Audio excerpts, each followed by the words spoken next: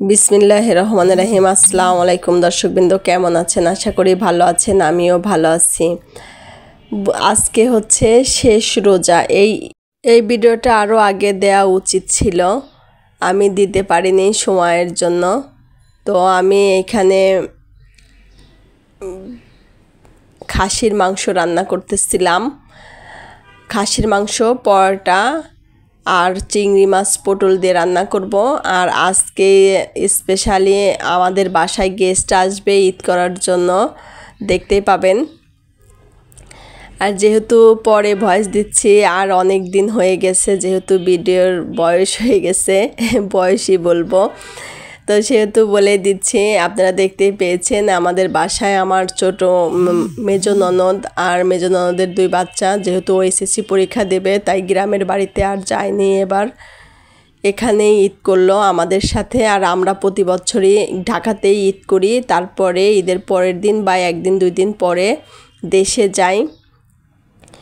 তো এইখানে আমি খাসির মাংসটা রান্না করে নিচ্ছিলাম খুব তাড়াহুড়া করে, ঝটপট। আর এইখানে হচ্ছে আমি পটল চিংড়ি মাছ রান্না করে নেব, যার জন্য এই পাশের কড়াইতে আমি হচ্ছে পটল চিংড়ি মাছটা ভুনিয়ে নিচ্ছিলাম।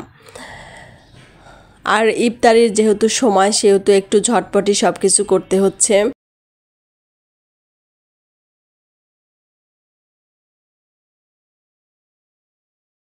আর পটল দিয়ে চিংড়ি মাছটা আমার খুব মজা লাগে। কার মজা লাগে অবশ্যই কমেন্ট করে জানাবেন। আর ভিডিওটা কেমন হয়েছে অবশ্যই কমেন্ট করে জানাবেন। আর লেট হয়ে গেল, তার জন্য আন্তরিকভাবে দুঃখিত।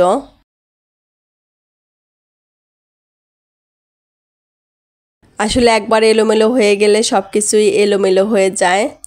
তো আমার ক্ষেত্রেও তাই হইল। প্রথম আসলে একলা একলা তো এই ভিডিওটা ঈদের দিন ছাড়া উচিত ছিল, বা ওই দিন রাত্রে ছাড়া উচিত ছিল। আমি রান্নাবান্না ঈদের রান্নাবান্না, এই কারণে ভিডিওটা করেছিলাম, বানিয়েছিলাম, কিন্তু ভিডিওটা ছাড়তে পারিনি, দিতে পারিনি।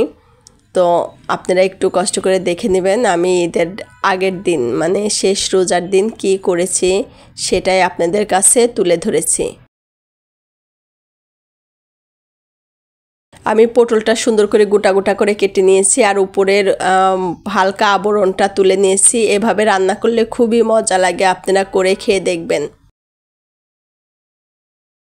আমি 2 চুলায় 2টা দিয়ে একসাথে রান্না করতেছিলাম।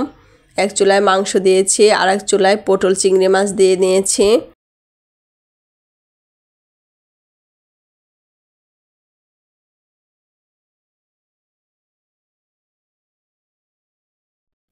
আমি পাশাপাশি আবার সব বাদবাকি কাজগুলো করে নিচ্ছিলাম, যেমন লেবু শরবতের জন্য কেটে নিচ্ছিলাম। আর রাত্রে গরুর মাংস রোস্ট এটা রান্না করে রাখবো দেখে আমি হচ্ছে গরুর মাংস আর রোস্টের মুরগি বের করে রেখেছি, মাংসটা বের করে রেখেছি, কারণ সকালবেলা পারা যাবে না, কারণ আমরা এখন লোক সংখ্যা অনেক বেশি।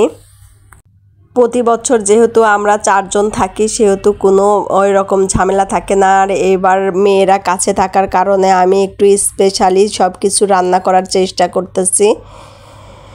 তো এখানে ইফতারির জন্য সব কিছু গুছিয়ে নিচ্ছি। এখানে খেজুর রেখে দিচ্ছি একটা বাটিতে, আর এখানে সালাতের জন্য শসা লেবু সব কিছুই কেটে নিয়েছি।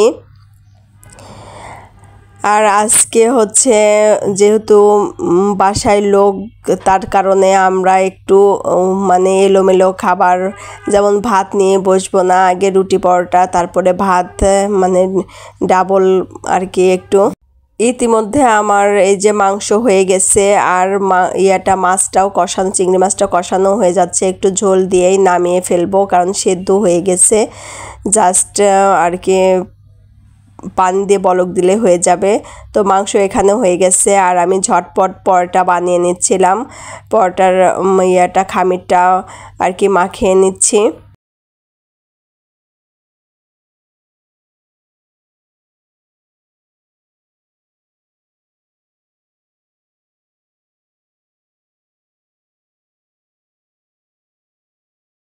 এই যে এখানে চিংড়ি মাছটাও হয়ে গেছে, এখন নামিয়ে নিচ্ছি।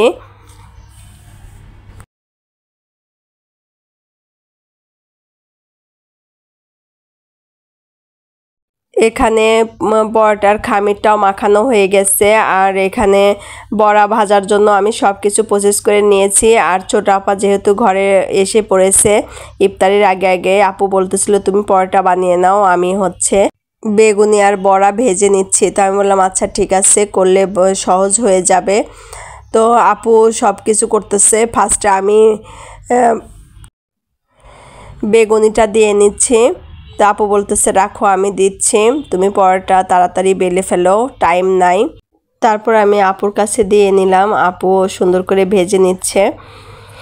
তো আমি এই সাথে পরোটাটা বেলে নিচ্ছি। আর এটা কিন্তু আমি দিয়ে নিয়েছিলাম ফার্স্টে। তো এই যে আপু আবার বড়াগুলো দিয়ে নিচ্ছে।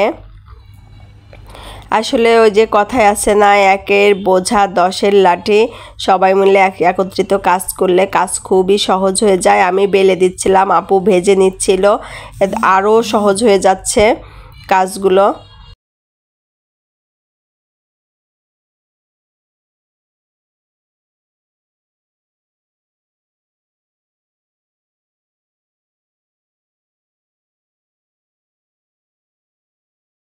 এদিকে পরোটা ভাজা হয়ে গেছে, টেবিলে এসে দেখি টেবিলে বাচ্চারা খুব সুন্দর করে গুছিয়ে রেখেছে।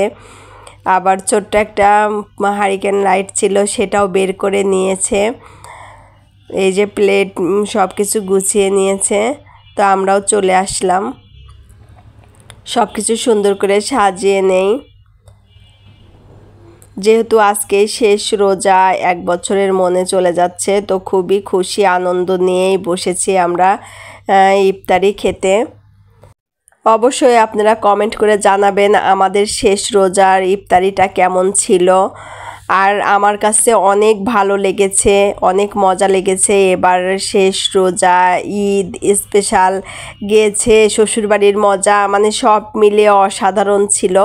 এরকম ঈদ আমি 12 বছরেও পাইনি। তো আলহামদুলিল্লাহ আলহামদুলিল্লাহ আলহামদুলিল্লাহ, আল্লাহ যেন সামনের বছরগুলো এরকমভাবে দিনগুলো কাটিয়ে নেয়। আল্লাহর কাছে লাখ লাখ শুকরিয়া। তো আল্লাহ যেন ভালো রাখে, সুস্থ রাখে সবাইকে। আল্লাহ হাফেজ।